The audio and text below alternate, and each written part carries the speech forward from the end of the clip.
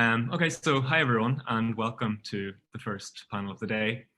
And before we kick off, I did just want to say a big thank you to Tom and Alicia for organizing all of this, because it's a really fabulous lineup of speakers, and I'm really looking forward to all the talks, especially in this panel, of course, from as nearby where I'm sitting as next door here in the Long Room Hub, where Lisa's hailing from, and as far away as Ontario. So this panel is loosely arranged around a literary history of boundaries, spanning from ancient Greece to 1980s Canada via sort of romantic poets and sort of Edwardian novelists. So I think we can all agree it's probably good to get started early. That's a lot to be getting on with.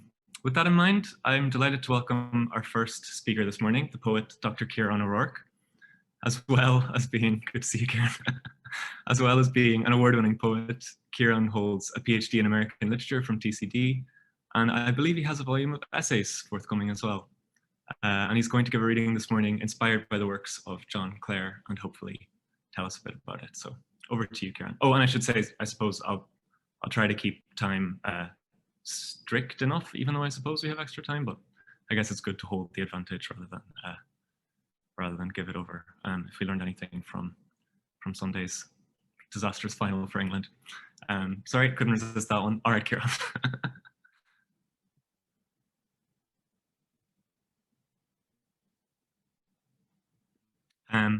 Can you... Sorry, I'm unmuted now. Thanks so much. Yeah, I promise not to blather on too much.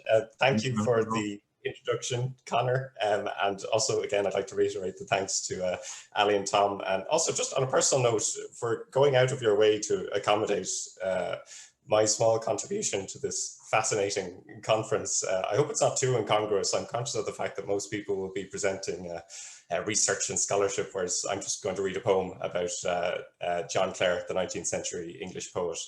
And I might say a few words first just about some of the ways in which I think his life and work relate to the themes of boundaries and crises, of transitions and liminalities, of erasures of various kinds. And likewise, I'll try to share my screen if that's all right. Yeah.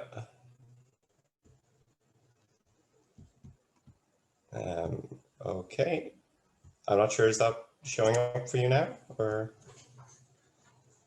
great. So yeah, just in the basic biographical sense, I think John Clare, he's born at a moment of national and international crisis in the early 1790s, when the fever of anti-Jacobin and anti-French hysteria in England is reaching a fever pitch.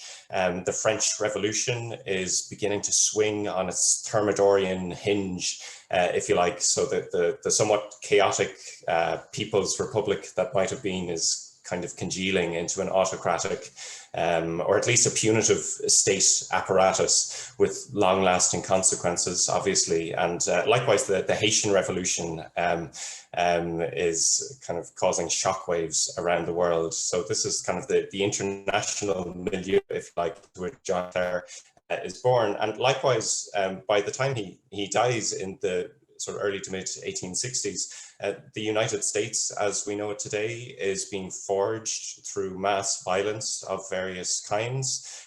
His life has paralleled an historical period in which the United Kingdom of Great Britain and Ireland was established through the Act of Union. Obviously, British imperial and commercial ambitions have swallowed half the globe, and the Industrial Revolution, so-called, has discovered its own civilizing mission, if you like, and all of these kind of wide historical developments, seep into Clare's life and work in kind of intimate and sometimes subtle ways. I think, and I think anyone who knows anything about Clare will already know that unlike many of his literary precursors and contemporaries, he was born into a family of tenant farmers. So he experienced at a visceral level and firsthand the privatization of the commons, so common land and resources that swept across Britain in the wake of the Inclosure Consolidation Act of 1801. So this had kind of life-changing personal implications for him, as well as connecting his life and work, I think, to a kind of a broader historical development. And I don't do any justice to Clare with that very short quote that I've included there at the top of the slide. But he actually writes at length and quite with, in quite a nuanced way about the effect of the enclosures on the ecological and social culture that he had grown up in and the community that he had grown up in. But you can see there that he addresses the effects of the enclosures quite directly in his work. He says, "Enclosure came and trampled on the grave of labour's rights and left the poor a slave." So he had kind of a rhetorical flourish.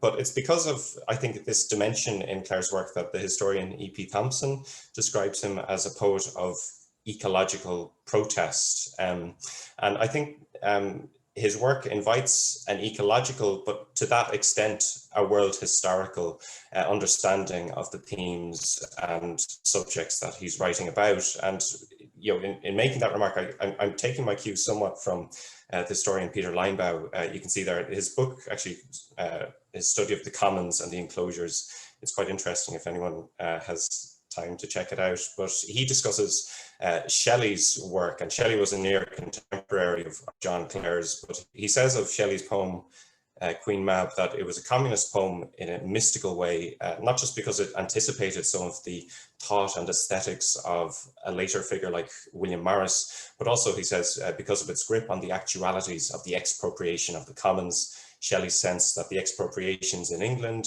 passing under the name of improvement, were part of a worldwide devastation. And I think that is a useful angle of approach and quite an insightful one that can be applied to Clare's life and work as well.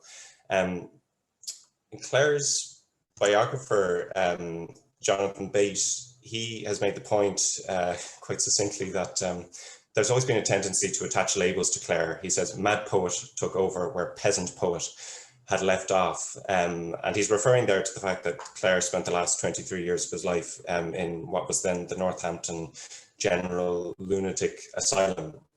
And again, I hope I'm not turning Clare into a kind of two-dimensional icon of melancholy or dispossession or whatever the particular buzzword might be. But anyway, I think the point for Bate and for many scholars of Clare's work is that he keeps writing in this latter period of his life. And so he produces witty and sometimes quite satirical poems in the voice and in the mode of Byron, who is there in the picture looking like a peacock.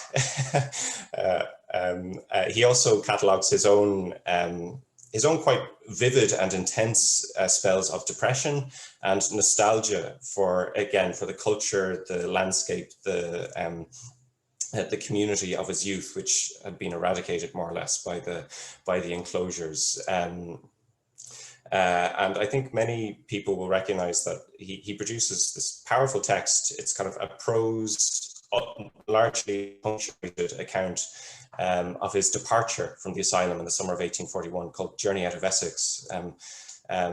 So it's a 4-day trip. He's trying to return to Helpston, where he was from. He's in search of his teenage sweetheart, Mary Joyce, who, unbeknownst to Clare, she's actually died at this point. He wasn't aware of it. But in his words, it was a four-day, 90-mile trek, hopping along on a kind of crippled foot, sleeping out of doors with very little food or water. And he says, I've included a short quote there, "I was very often half asleep as I went on the 3rd day. I satisfied my hunger by eating the grass by the roadside, which seemed to taste something like bread. I was hungry and ate heartily till I was satisfied." Wallace Stevens, his much later distinction or kind of assertion, let be finale of seem, I think suddenly takes on a kind of a resonance, and a kind of unsettling resonance when you apply it to Clare. I think the stakes are always much higher in Clare's works when you test kind of romantic or late romantic aphorisms or kind of principles against his experience and against his writing. But anyway, again, I'm reluctant to kind of reduce Clare to a kind of a two-dimensional image, but I think Obviously, this is a very individual and very specific text and experience that he's recording, but at the same time, I think it's difficult not to trace in Clare's hunger and homelessness and displacement the greater hungers and divisions and, I suppose, struggles of the historical period that is past and passing and to come. And the fact that he's writing in the early 1840s, I think the resonance there, or the potential resonance, is clear enough, certainly in an Irish context. But okay, I'll stop blathering now. I'll read the poem. Oh yeah, the one thing I'll say is that so I hadn't read enough of Byron's work when I wrote the poem to include a reference to it, as Clare had done, with far more skill and ease than I ever could. But I had been reading Percy Shelley, and again, maybe the Peter Linebaugh, his discussion had kind of put me in mind of him. But Shelley writes in his poem, The Revolt of Islam, one character describes himself as a nerve over which do creep the else unfelt oppressions of the earth. So there's a kind of wonderful adolescent extravagance to that kind of political credo. But anyway, so I adapted that slightly at the start of the poem. Oh, and also the image that I'm working off is this watercolor of Clare in the asylum. I think he's in his late 50s at that point. Anyway, so thank you again for having me and for listening. This is John Clare Enclosed. John Clare, your eagle's nose grows wise and flat on the else unsmelt suppressions of the earth. You knew the world particulate and true, and here you sit, demure in inky watercolors, bright berry-eyed and stately, a water jug at rest in elbow distance down the tray. A boyish elder look, like light, breaks across your face. You stare as if an age of plenty, long ago begun in green delight and common song, had all dissolved, a memory to noise and nothingness, some bleak beyond that slips your faded folding fist of bones for now, though the groan or grin that's surfacing, the watch you keep, would make a merry mix. My own unpeasant hunger knows no muck or grass, the sodden thing like bread you supped for miles that kept your famine fingers clean, but longs in indolence, sweet bitterly, for you yourself restored, a 5-foot shadow lit by wind and all at large adown the ringing heath, when time like verse was gentle, coarse and full.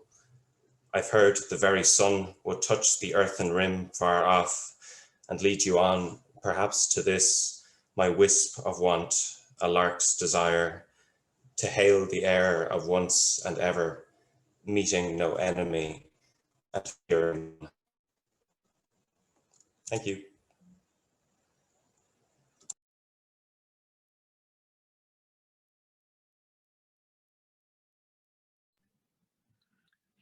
Thanks so much, Ciarán. That's actually the first time I've heard you read in a good, close to a decade, I'd say, of friendship. So I'm kind of, it's been worth the wait. That was really such a lovely way to kick off the proceedings here.